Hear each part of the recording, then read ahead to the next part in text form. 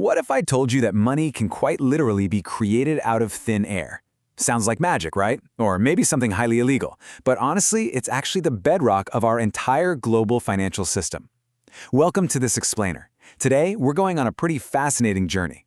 We're going to take the massive macro-level secrets of institutional banking, specifically how they generate wealth from absolutely nothing, and we're going to apply those exact same principles to the micro level. We're talking about you, your career, and your personal wealth creation.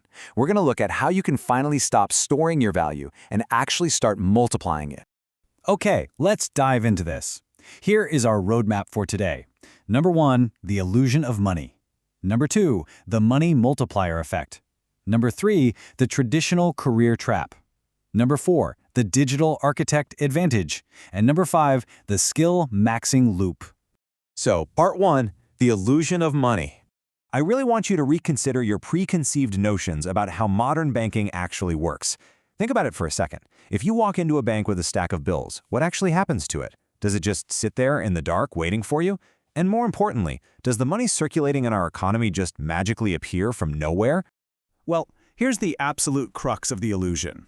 The myth we all kind of grew up with is that banks take your deposit and lock it safely away in a giant vault. You know, like Scrooge McDuck, just letting it sit there until you eventually ask for it back. But here's the reality. If banks actually did that, they wouldn't make a dime in profit. They're businesses, after all. So instead of acting as passive storage lockers, banks operate as highly active lending machines. They take your deposit and immediately put it to work, effectively generating brand new money in the economy. That brings us to part 2, the money multiplier effect. Let's actually walk through this step by step, because it's pretty mind-blowing. Let's say in step 1, you deposit $1,000. In step 2, the bank keeps a tiny portion in reserve, just in case you need to withdraw some cash, and they lend out the remaining $900 to someone, say buying a car or starting a business. Now in step 3, that borrower spends the $900, and the person who sold them the car takes that money and deposits it straight into their own bank. In step 4, this second bank keeps a small reserve and lends out $810. And you know what? This cycle repeats over and over again. By the end of the whole shebang, your initial $1,000 deposit has transformed into several thousands of dollars of economic activity. Literally no physical cash was printed. It's all just digital account entries multiplying value.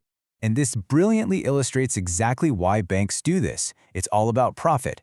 For example, the bank pays you, let's just say, 2% interest on your savings account, but they turn around and lend that exact same money out at 8%. That 6% difference, that's known as the interest spread, and it is exactly how banks generate billions in profit. Now, to be fair, this fractional reserve system relies entirely on collective confidence. If everyone tried to withdraw their money at the exact same time, the system wouldn't have enough physical cash on hand. That's a scenario known as a bank run. But hey, as long as confidence holds, the multiplier effect works flawlessly. All right, part 3, the traditional career trap. Let's take a look at a guy named Joey. Joey is basically the quintessential success story of the traditional system. He got straight A's, graduated top of his university class, did everything perfectly by the book. But his reward for all that? A highly stressful job paying $5,473 a month, which, by the way, is a number based on actual graduate surveys. On top of that, he is absolutely saddled with student debt. Because, who doesn't love paying off a degree for the next 20 years, right? And he lives with this constant gnawing anxiety that artificial intelligence might soon replace him. Joey is acting like a vault. He's stored up his qualifications, but his value just isn't multiplying. Now, heavily contrast Joey with Kai. Kai was a disruptive school dropout who couldn't even get into university. Because of that, he was forced to think independently early on. Today, Kai earns $15,000 a month with total geographic freedom. And rather than fearing AI, he actually leverages it as a tool to multiply his own output and make even more money. Kai isn't a vault, he operates exactly like a bank, constantly compounding his value. So you have to ask yourself, why do so many of us end up like Joey? Well, staggeringly, 98% of 5-year-olds score at a genius level for divergent thinking, which is the ability to come up with completely original ideas. But by adulthood, that number plummets to just 2%. It's wild. The traditional school system essentially trains our natural talents right out of us. We're taught to obsess over improving our weaknesses. If you're bad at math, you get extra math tutoring. But the actual wealth-building approach is the exact opposite of that. You should be talent maxing, basically ignoring your weaknesses entirely and doubling down on your natural divergent strengths. Part 4. The Digital Architect Advantage. So what exactly is a digital architect? Essentially, it's an online professional who commands a high income by providing a specific service. But, and this is absolutely crucial, it can't just be any random service. It absolutely must follow one of these 3 golden rules. It has to make a business money, save a business time, or save a business money. That's it. Virtually anyone can reach a $10,000 a month income if they just stop trying to be good at everything, focus solely on their natural advantage, and solve problems using those 3 specific rules. Notice how natural talents map so perfectly directly to highly profitable services. People generally divide into 4 natural types: the organizer, the analyst, the communicator, and the creative. Look at how they align. Organizers and analysts thrive in highly logical spaces like AI automation and funnel creation, where systems and data rule the day. Creatives naturally dominate in brand identity and video editing, where perception and storytelling are key. And communicators, they are perfectly suited for deal-making, acting as that persuasive bridge between businesses. The crucial point here is to identify exactly where you sit on this matrix and never, ever stray from your natural advantage. Part 5. The Skill Maxing Loop. The biggest lie young people are told is that learning happens before earning. We are so conditioned to spend years sitting in classrooms preparing to do a job. But if you want to build wealth quickly in the modern digital economy, you literally cannot wait until you feel ready. You must be learning and earning at the exact same time out in the real world. And here is the exact blueprint for doing just that. It's called the 5-step skill maxing loop. Take the story of a son who wanted to be a videographer but just didn't feel ready yet.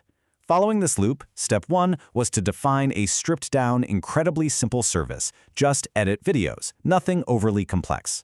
Step 2 was to sell. He pitched it to local businesses and faced a brutal 99% rejection rate until, finally, one caravan park said yes. Step 3 is deliver. Suddenly there is real money on the line. And let me tell you, that forces you to learn faster under pressure than any class ever could. Step 4 is fix, where you identify the bottlenecks in your workflow and use AI to speed them up. And step 5 is systemize, turning that messy, scrappy process into a smooth operation. Then you simply loop back to the start, but this time, you are exponentially more valuable. Let's actually zoom in on that final step for a second, systemizing. So the really crucial point here is that raw talent actually doesn't make you stand out to clients as much as pure, undeniable reliability does. If you stay scrappy forever, you'll inevitably miss deadlines and lose that precious repeat business. It is vital to use all-in-one management tools to prevent this. Take a software like Odoo, for example. Automating your invoicing, setting strict payment terms, and tracking client communications with internal notes keeps the business running like a well-oiled machine. You stop wasting your valuable time on annoying admin tasks and spend more time actually multiplying your income. Now, once you're actively looping through those steps, you unlock the multiplier effect of positioning. Compare these 2 approaches for a second. A typical freelancer sells features. They say things like, I design logos, or I build landing pages. To a business, that just sounds like an annoying cost. But a digital architect, they sell outcomes. They say, I increase perceived value, or I turn your existing traffic into paying customers. You are doing the exact same work, but by framing it around how you make or save the business money, you instantly shift from being a disposable cost to a vital investment. This simple, subtle shift in language allows you to charge vastly more money for the exact same output. It's a real game changer. And what happens when you eventually want to scale past that $10,000 a month plateau? Well, you have to move to brand maxing. Consider Casey Neistat. He sold his company to CNN for $25 million. But let's be real. CNN wasn't buying some groundbreaking business infrastructure, they were buying his personal brand. When you clean up your social profile so it immediately communicates your value and authority, you stop being just another annoying cold message in an inbox. You become a literal magnet for high-paying opportunities. Which brings us to our final thought for today's explainer. We started out by looking at how the world's biggest banks don't just sit on cash. They lend, they move, they multiply value out of thin air. And we've seen how the traditional career path unfortunately trains us to do the exact opposite, trapping us as static vaults. But by finding your natural talent, solving real business problems, and relentlessly looping through real-world experience, you can absolutely flip the script. So I leave you with this one provocative question. Are you going to keep acting like a static vault? Are you finally ready to become the architect of your own wealth and start multiplying your value? Thanks so much for joining me on this explainer. I really hope this sparks some divergent thinking for you today.